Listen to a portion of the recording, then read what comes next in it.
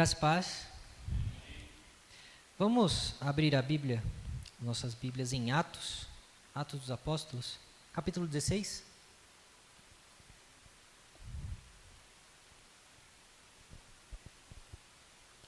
Atos, capítulo 16, dos versos 16 a 32. A gente vai ler um pouquinho de texto. Atos 16, do 16 ao 32. Diz assim as Escrituras: Aconteceu que, indo nós para o lugar de oração, veio ao nosso encontro uma jovem possuída de espírito adivinhador, a qual, adivinhando, dava grande lucro aos seus donos. Seguindo a Paulo e a nós, gritava dizendo: Estes homens são servos do Deus Altíssimo e anunciam a vocês o caminho da salvação. Isto se repetiu por muitos dias. Então Paulo, já indignado, voltando-se, disse ao espírito: Em nome de Jesus Cristo eu ordeno que você saia dela. E ele, na mesma hora, o espírito saiu. Quando os donos da jovem viram que se havia desfeito a esperança do lucro, agarraram Paulo e Silas e os arrastaram para a praça, à presença das autoridades. E levando-os aos magistrados, disseram: Estes homens, sendo judeus, perturbam a nossa cidade, propagando costumes que não podemos aceitar nem praticar, porque somos romanos. Então a multidão se levantou unida contra eles, e os magistrados, rasgando-lhes as roupas, mandaram açoitá-los com varas. E depois de lhes darem muitos açoites, os lançaram na prisão, ordenando ao carcereiro que os guardasse com toda a segurança. Este, recebendo tal ordem, levou-os para o cárcere interior e prendeu os pés deles no tronco. Por volta da meia-noite, Paulo e Silas oravam e cantavam louvores a Deus. E os demais companheiros de prisão escutavam. De repente, sobreveio tamanho terremoto que sacudiu os alicerces da prisão. Todas as portas se abriram e as correntes de todos os presos se soltaram. O carcereiro despertou do sono e, vendo abertas as portas da prisão, puxando da espada, ia suicidar-se, pois pensou que os presos tinham fugido. Mas Paulo gritou bem alto: Não faça nenhum mal a si mesmo, estamos todos aqui. Então o carcereiro, tendo pedido uma luz, entrou correndo e trêmulo, prostrou-se diante de Paulo e Silas. Depois, trazendo-os para fora, disse: Senhores, que devo fazer para que seja salvo? Eles responderam: Creia no Senhor Jesus e você será salvo, você e toda a sua casa. E pregaram a palavra de Deus ao carcereiro e a todos os que faziam parte da casa dele. Amém. Vamos orar mais uma vez. Senhor nosso Deus, mais uma vez diante de Ti, Pai. Louvamos o Teu nome, louvamos a Tua majestade. Que a Tua graça se estenda sobre a Tua igreja, Pai. Que o Senhor abra os nossos ouvidos para ouvir a Tua palavra. Que o Senhor desperte e amoleça os nossos corações para que a Tua palavra gere frutos em nós. E que o Senhor perdoe os nossos pecados. Usa, Senhor, este momento da pregação para tratar o que queres tratar com a Tua igreja. E que possamos nós, como servos do Senhor, ouvir, cultivar, guardar e praticar, Senhor, tudo quanto ouviremos da Tua palavra. Obrigado pela Tua presença. Move-nos pelo Teu Espírito Santo. Em nome de Jesus. Amém. Irmãos, hoje eu quero refletir, ou convidar os irmãos a refletir, sobre o custo de fazer o que é correto. Muitas vezes nós temos ou pensamos que agir com justiça, com retidão, agir da forma correta, será fácil, e isso trará por si só benefícios à nossa vida. Isso fará com que a nossa vida seja menos penosa. E em certo grau, isso é verdade. Mas a vida e a Bíblia também nos mostram que a realidade, às vezes, talvez, não só às vezes, muitas vezes, a realidade pode ser um pouco diferente. Há momentos em que fazer o bem, em que praticar a justiça, em que fazer aquilo que é correto, em defender ou praticar o bem em prol de outra pessoa, isso pode acabar te colocando numa situação ruim. Isso pode gerar dificuldades na sua vida, isso pode gerar perseguições sobre a sua vida, e isso pode gerar também sofrimento. Mas todas essas coisas, se estivermos seguindo o propósito de Deus, que é sermos fiéis à tua palavra, todas essas coisas, como nós já bem sabemos, cooperarão para o nosso bem. Talvez não o nosso bem imediato, mas certamente o nosso bem junto ao Pai.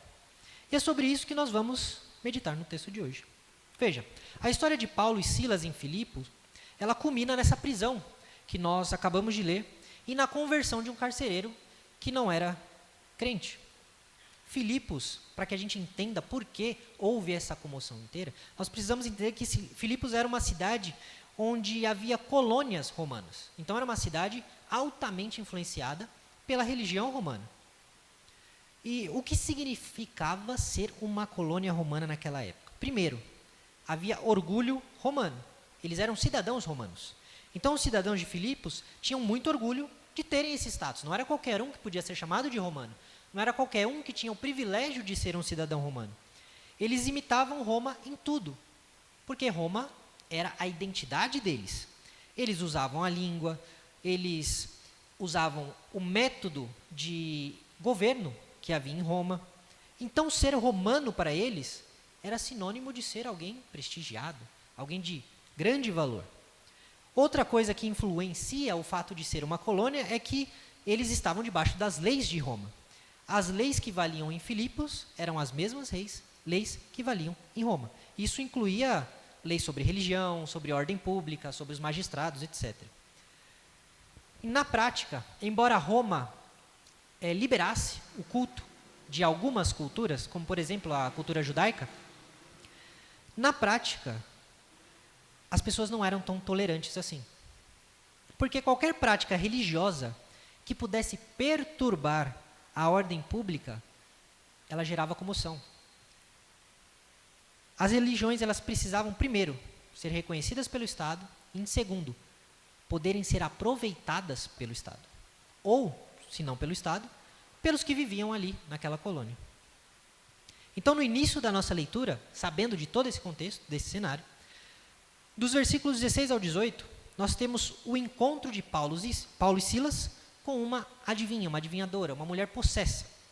O que hoje nós poderíamos chamar de cartomante, de vidente, coisas do tipo. E essa mulher, possuída por um espírito adivinhador, ela era uma grande fonte de lucro para os donos dela. Então, logo, ela era uma escrava. E essa escrava, ela trazia revelações, trazia previsões do futuro para gerar dinheiro aos seus senhores. Eu não sei se os irmãos, se todos já foram para São Paulo, mas em São Paulo, dependendo da região em que você estiver, é muito comum você ver nos postes de luz comunicados, telefones indicando de pessoas que leem mão, que leem cartas, só que elas cobram um valor para isso. Essa mulher fazia isso. E o que mais chamava a atenção aqui, se os irmãos forem parar para reparar no texto, na fala da mulher, é justamente as palavras que essa jovem possuída se utiliza para se referir a Silas e a Paulo.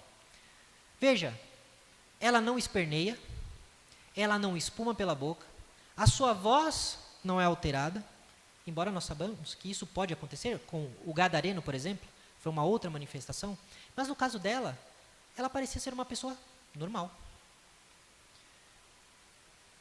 O que se esperaria de alguém possuído é que ele agisse como gadareno, que era preso em correntes e ainda assim arrebentava aquelas correntes. Era alguém violento, alguém que ninguém podia estar perto. Essa é a noção que nós temos de alguém possuído.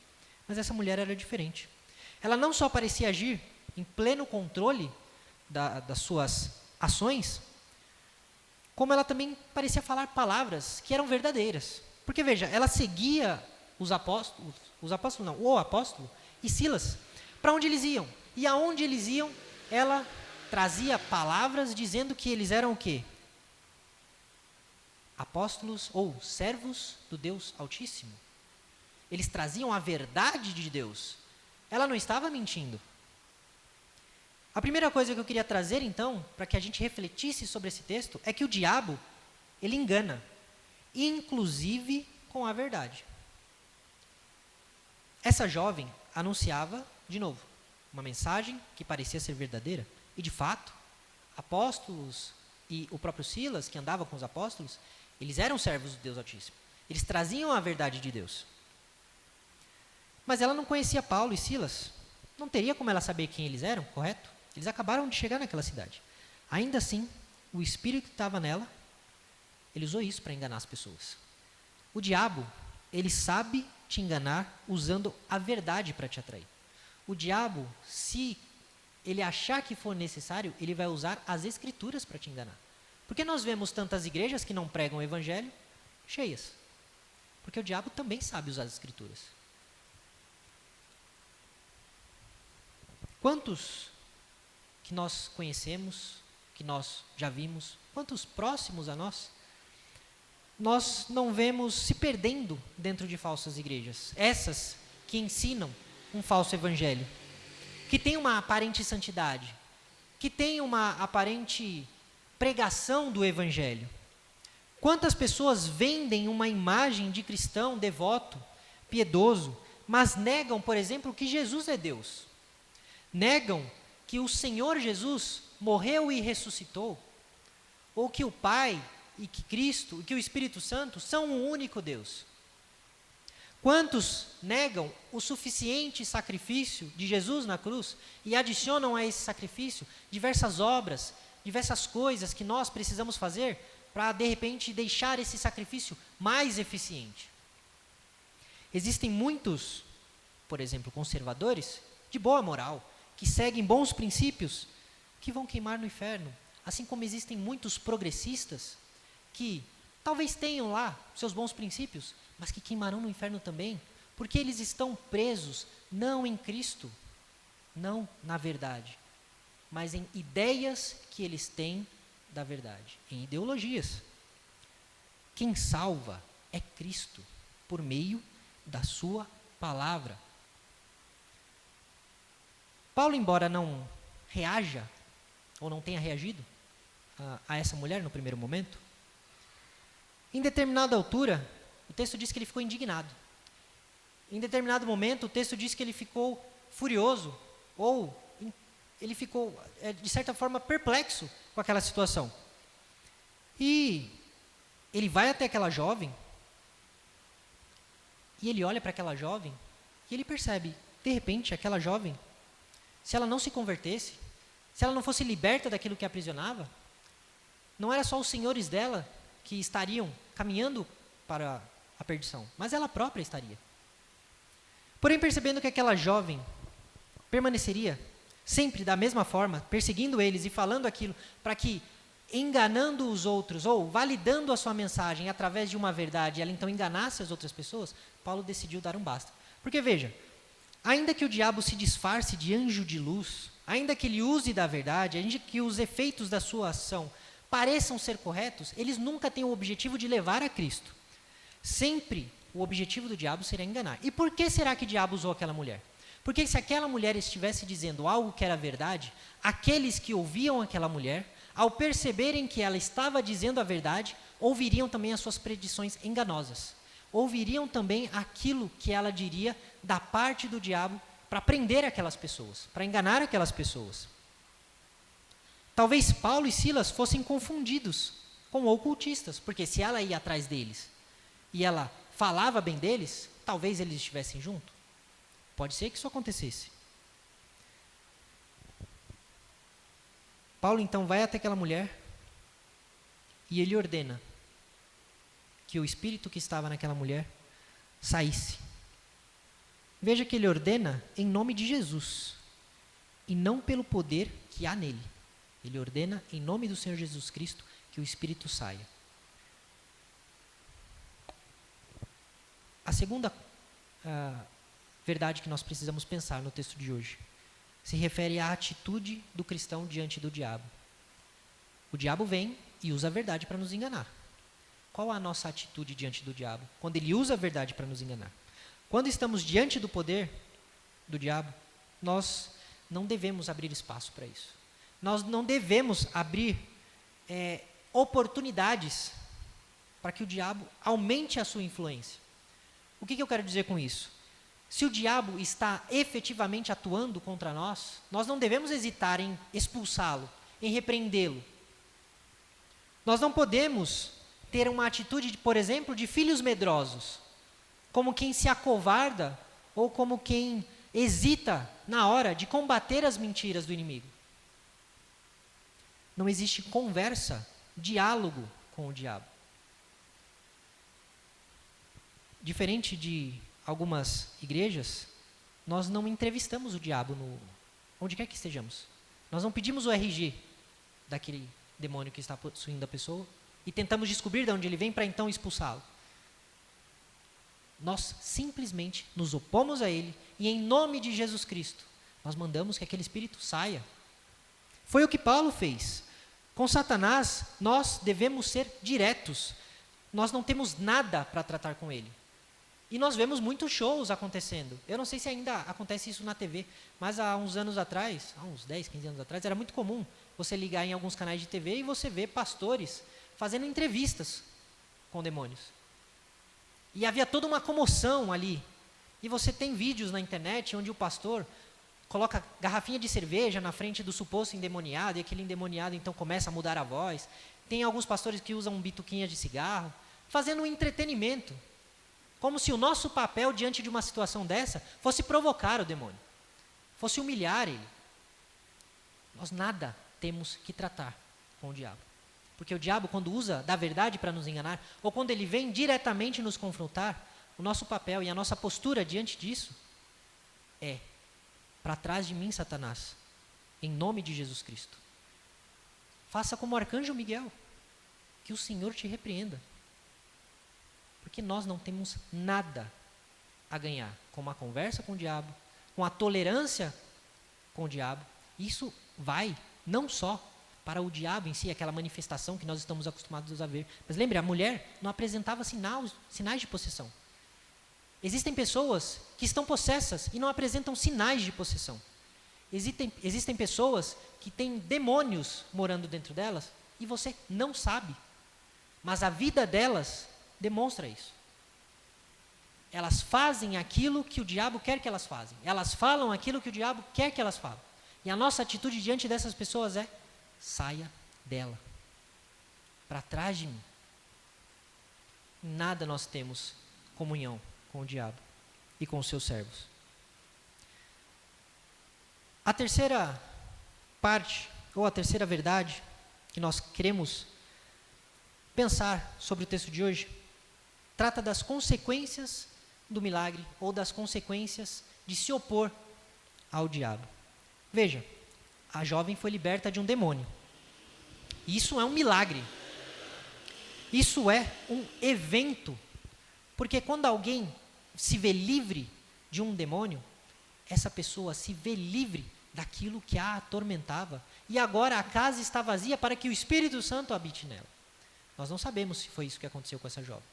Mas agora não temos uma luta dentro dela que a impede de buscar, por exemplo, a Cristo.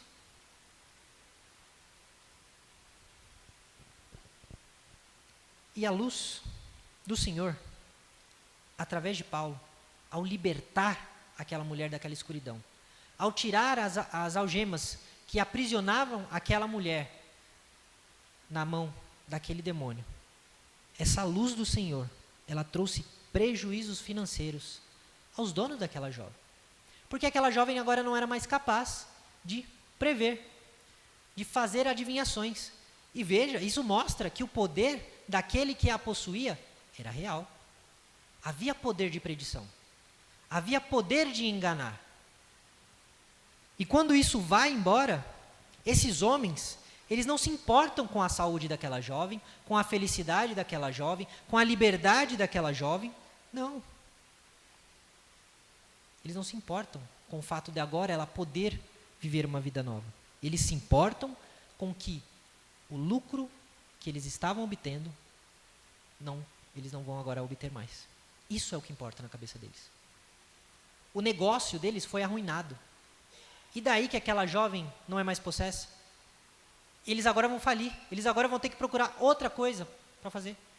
Talvez agora eles tenham que trabalhar de verdade. Isso enfureceu aqueles homens. Então, quando Deus coloca a sua mão sobre as nossas vidas para nos salvar e retira algo que estava dando algum tipo de ganho, seja financeiro, seja emocional, seja qualquer tipo de ganho, como nós lidamos com isso?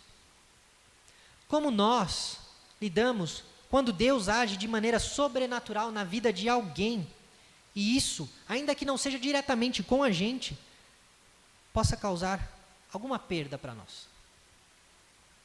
Será que nós somos capazes de nos alegrar em meio à graça de Deus, salvando uma pessoa, se de repente, de alguma forma isso afetar o nosso conforto? Será que nós somos capazes de dar glória e louvor a Deus quando Ele, ao nos abençoar com a sua graça, nos tirar aquilo que nós tanto amamos, nos tirar aquilo que nós tanto gostamos? Onde está de fato o nosso coração? Nos lucros que nós ganhamos enquanto tivemos uma vida no mundo, ou no Deus que nos liberta? Onde está a nossa alegria? Em ver a ação de Deus libertando o pecador, ou naquilo que o pecador pode me oferecer, estando ele liberto ou não? Jesus disse que onde estiver o nosso tesouro, ali estará o nosso coração. E eu acrescento, de maneira apócrifa, vamos dizer assim, onde estiver o nosso tesouro, ali estará o nosso Deus. O que mais for precioso para mim e para você, certamente será o nosso Deus. Eu não vivo sem meus filhos, já ouviram isso? Eu não vivo sem o meu marido, eu não vivo sem a minha esposa. Eu morreria sem a minha família.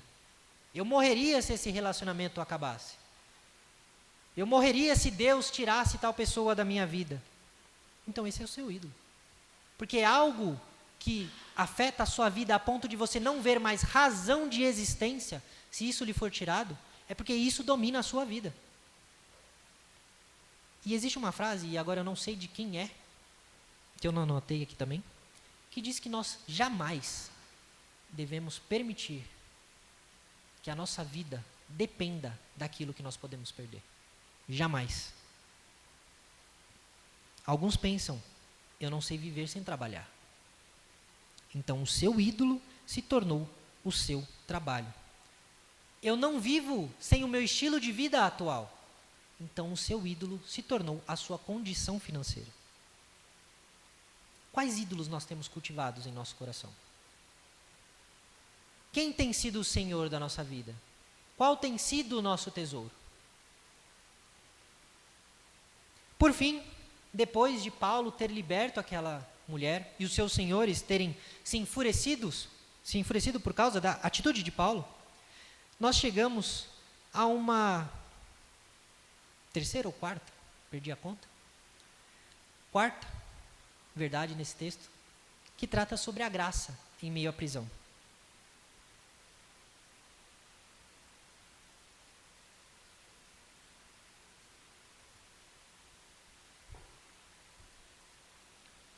O ódio daqueles homens, por causa da perda financeira que eles tiveram, levaram eles a difamarem Paulo. E mentindo, eles levantaram toda aquela colônia contra Paulo e Silas. Não foram eles ter com o apóstolo Paulo, mas eles fizeram com que toda aquela cidade, toda aquela colônia, toda Filipos, toda a região se voltassem contra dois homens.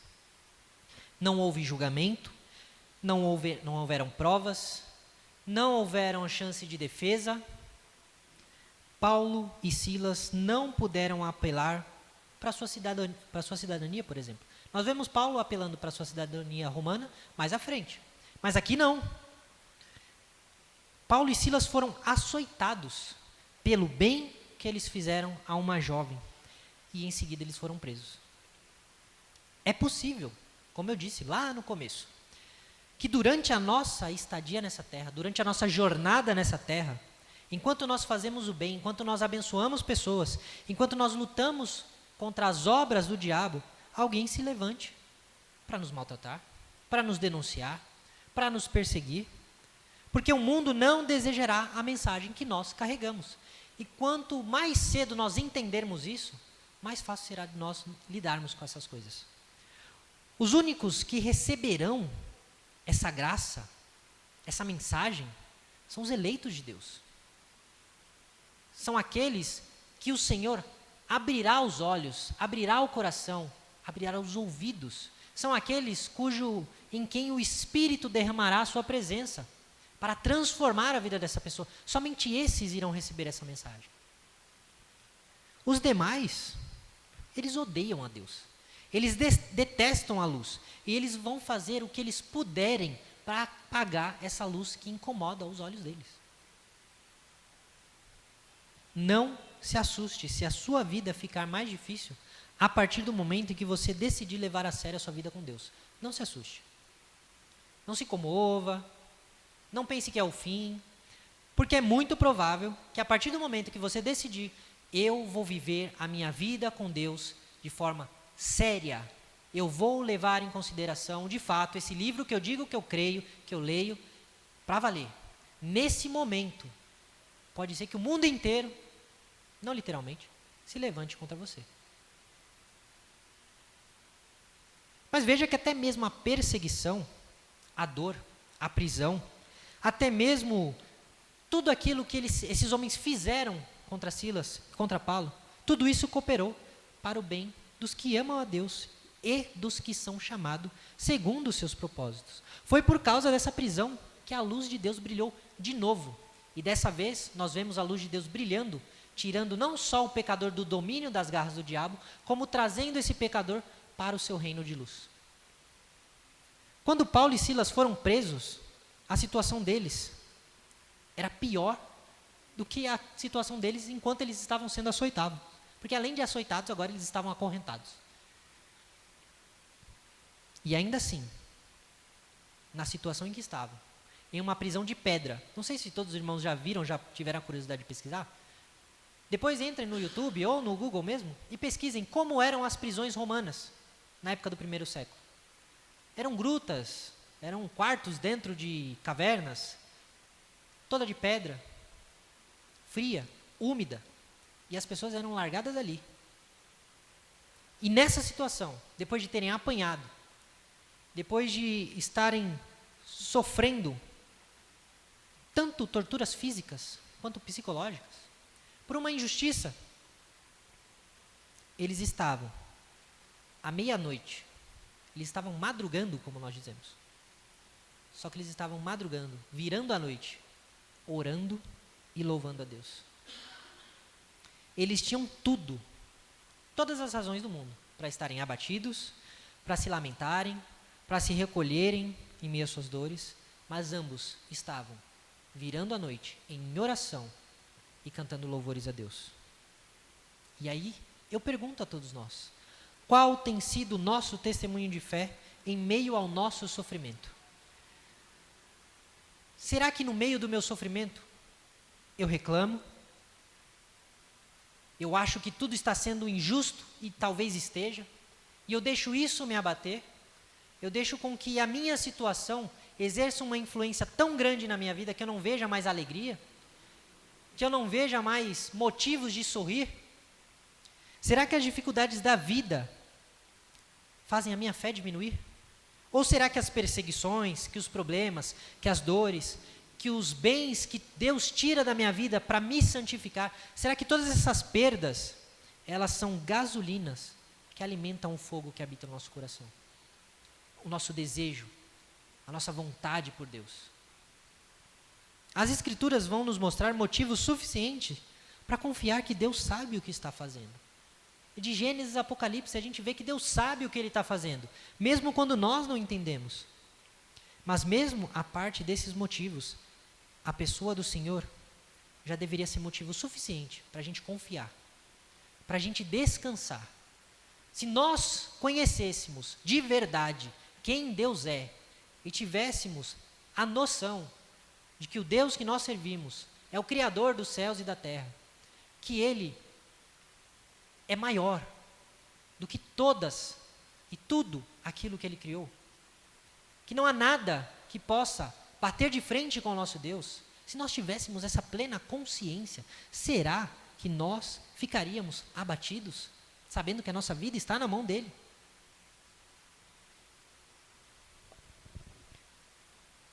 Mas a confiança, ela não é para quando sai tudo de acordo com a nossa vontade, com os nossos planos. Ela é justamente para quando nós estamos no meio das incertezas. E como nós somos bons em nos apegar às incertezas, de vez nos apegarmos às certezas que nós temos. Enquanto Paulo e Silas cantavam e oravam, o texto diz que um terremoto sacudiu os alicerces da prisão a ponto de todas as portas se abrirem e as correntes que os prendiam se soltarem. E aqui nós vemos um outro milagre. Olha só, o testemunho desses homens, ele foi tão forte, ele foi tão intenso, que os outros prisioneiros, Paulo e Silas não estavam sozinhos na prisão. Os outros prisioneiros, eles permaneceram na prisão, ainda que todas as portas fossem abertas. Nenhum deles fez aquilo que se esperava. Imagine você em uma penitenciária, com 2 cristãos presos por pregar o evangelho, em meio a diversos tipos de criminosos. Então o terremoto abre todas as portas daquela penitenciária e nenhum criminoso sai daquela prisão. Todos eles permaneceram ali, talvez para ouvirem mais daquilo que Paulo e Silas estavam falando. Talvez por perceber que aqueles que estavam ali não mereciam estar ali. Ou talvez porque Deus, de maneira sobrenatural, segurou aqueles homens ali. E eles não puderam sair. O fato é que, ao ver o que tinha acontecido, o carcereiro, ele fica pronto para tirar a própria vida. Porque esse homem só conhecia uma regra. Ele deveria cumprir a sua obrigação e deixar com que todos permanecessem na prisão bem guardados. Descumprir as suas ordens, negligenciar o seu dever, era sentença de morte para aquele homem. Não só era uma desonra para ele e a sua família, como era uma sentença de morte para ele. Então a sua reação ao tentar tirar a própria vida nos diz que o que quer que fosse acontecer com aquele homem, quando os seus superiores soubessem daquilo, o levaria à morte. Ele falou, então eu não vou ficar na mão dos meus superiores, eu vou me matar logo. Mas é então que Paulo grita àquele homem. E ele diz que nada havia acontecido, ninguém havia fugido. Todos permaneceram naquela prisão. E o carcereiro corre para ver se era verdade. E quando ele entra e vê todos os prisioneiros ali, ele simplesmente desaba. Ele não crê no que ele está vendo. É o famoso só acredito vendo e quando eu vejo, eu não acredito. Como é possível um bando de criminoso não fugir quando as portas são abertas? Assim como os demais prisioneiros, muito provavelmente foram influenciados pela mensagem do Evangelho, enquanto Paulo e Silas permaneceram ali, aquele carcereiro tem as vendas dos seus olhos tiradas e o coração transformado naquele momento. Ele percebe que algo milagroso aconteceu ali. Ele percebe que aquilo não existe explicação para o que aconteceu ali, além do fato de ter sido Deus que Paulo e Silas pregavam naquela situação. Não há explicação humana que resolva aquilo que havia acontecido. E então ele se prostra diante de Paulo e Silas e pergunta, o que eu devo fazer para ser salvo? A luz que havia brilhado sobre a jovem escrava encontra aquele carcereiro na prisão. Algo que jamais teria acontecido se aquela revolta em Filipe não tivesse sido originada e Paulo e Silas não tivessem sido injustamente aprisionados. A vida desse homem mudou na prisão. E a prisão foi o meio pelo qual tanto Paulo quanto Silas puderam salvar mais uma vida através do seu testemunho. Que curioso. E aí eu repito, todas as coisas, até mesmo as prisões injustas, todas as coisas, cooperam para o bem daqueles que são chamados por Deus, daqueles que amam a Deus, daqueles que são servos de Deus, daqueles que são eleitos de Deus.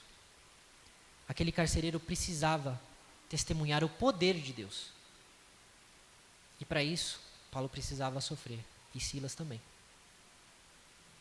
Concluindo, Paulo e Silas, agindo movidos pelo poder do Espírito Santo, eles libertaram uma vida aprisionada, fazendo o que é justo. E em vez de toda a cidade se alegrar com eles, eles foram perseguidos, maltratados, torturados e presos. E em vez deles se abaterem com isso, eles se alegraram. Eles cantaram louvores a Deus. Eles oraram a Deus. Eles viraram a noite na companhia do Deus que eles amavam. E isso foi o que Deus usou para salvar um outro homem que precisava se encontrar com Paulo e Silas dentro daquela prisão. Mesmo atrás das grades, mesmo algemados, Deus usou 2 presos para quebrar algemas da vida daquele homem. A injustiça sofrida por Paulo e Silas se torna a oportunidade para a conversão de um soldado, e não só daquele soldado, mas de toda a sua casa. Essa história vai nos ensinar que, às vezes, fazer a vontade de Deus significa que nós seremos entregues a perseguições, a maus tratos, a prisões, a perdas de amizade, a perdas de entes queridos, e aí eu não estou falando de morte, quebra de vínculo mesmo, a perda de confortos, de coisas que nós amamos. Mas tudo isso, ainda que nós sejamos deixados com nada, tudo isso será para que Deus nos use no meio do nada, para que Ele seja tudo na vida, tanto de nós que estamos sendo usados, quanto daqueles que serão alcançados através do nosso testemunho. Durante essa semana, então, encorajo os irmãos a pensarem, primeiro, onde você está investindo o seu coração. Identifique quais são os lucros indevidos da sua vida. Existem áreas na sua vida onde você está tendo lucro com algo que não agrada a Deus, e eu não estou só falando de lucro financeiro. Existem áreas da sua vida onde você está tendo ganhos, sejam eles quais forem, amizade, emocional, profissional, fazendo coisas que desagradam a Deus. Será que para você manter certas situações, relações, certos ganhos, você precisa continuar fazendo a vontade do diabo e não de Deus? Segundo, desmascare a verdade do diabo. Cuidado com as meias verdades. O diabo fez isso no Éden e fez isso através daquela jovem possessa. Será que você tem checado a fonte daquilo que você crê?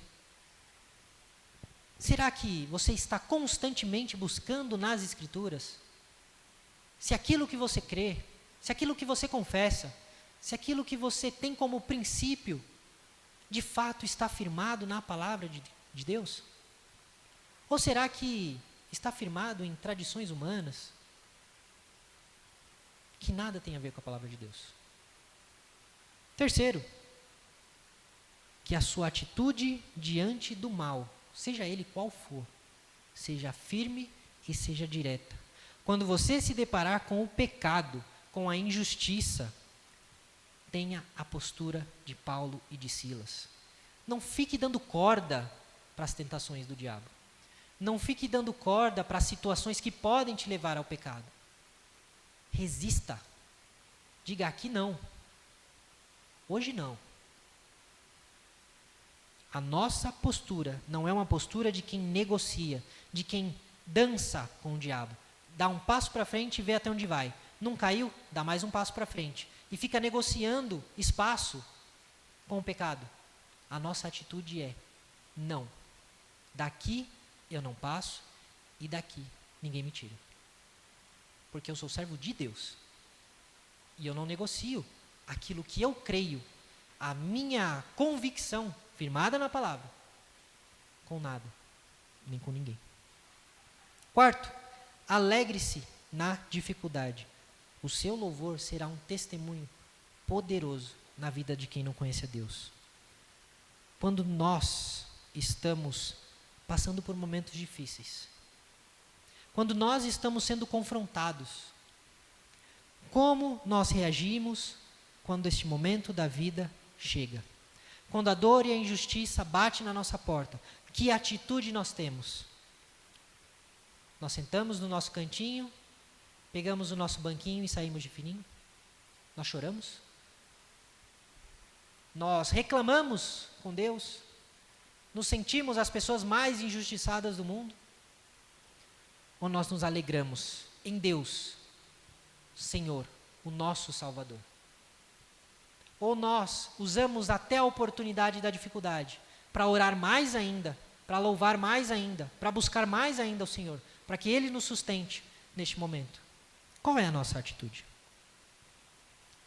Quinto, confie no propósito de Deus, mesmo na confusão.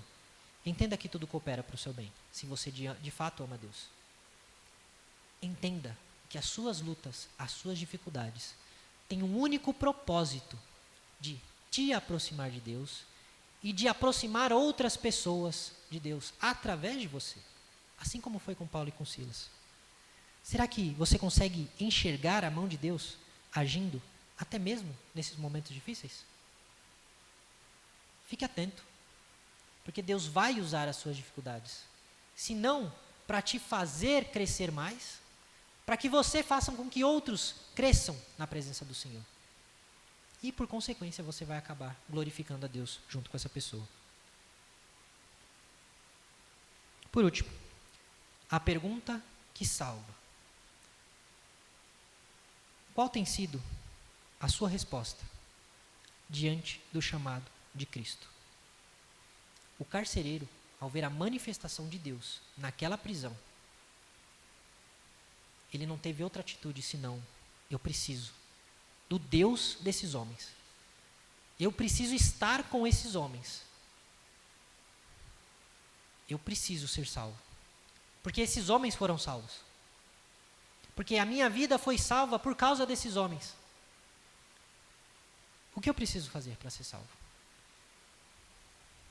Se você não fez ainda essa pergunta a Deus, ou se você já fez, mas ainda não encontrou a resposta, o momento é esse. Paulo diz para esse homem: qual é a resposta? Creia no Senhor Jesus Cristo e será salvo. Você e a tua casa. Significa que porque você crê, a sua casa será salva de tabela? Não. Significa que você será salvo porque creu. E a sua família, pelo seu testemunho, provavelmente será salva também. Porque crerá também. Lembre, a cultura da época do apóstolo Paulo, quando o patriarca da família se convertia, a família se convertia junto. Por isso que a casa dele seria salva. E porque Paulo, falando da parte de Deus, fez uma promessa da parte de Deus. Então, o que eu preciso fazer para ser salvo? Crer. O que a minha família precisa para ser salvo? Crer. E talvez o que esteja faltando para essa família ser salva é enxergar em mim o testemunho de alguém que creu e de fato foi salvo. Só assim eles verão que de fato esse Deus é real, esse Deus transforma vidas, esse Deus de fato alcança, muda e faz a diferença na vida daqueles que creem. Você está realmente vivendo uma vida que expressa essa salvação, essa liberdade? Você está disposto a pagar o preço para que outros também encontrem essa salvação? Que Deus nos mova a ter essa atitude. Que Deus nos mova a agir dessa forma. Amém?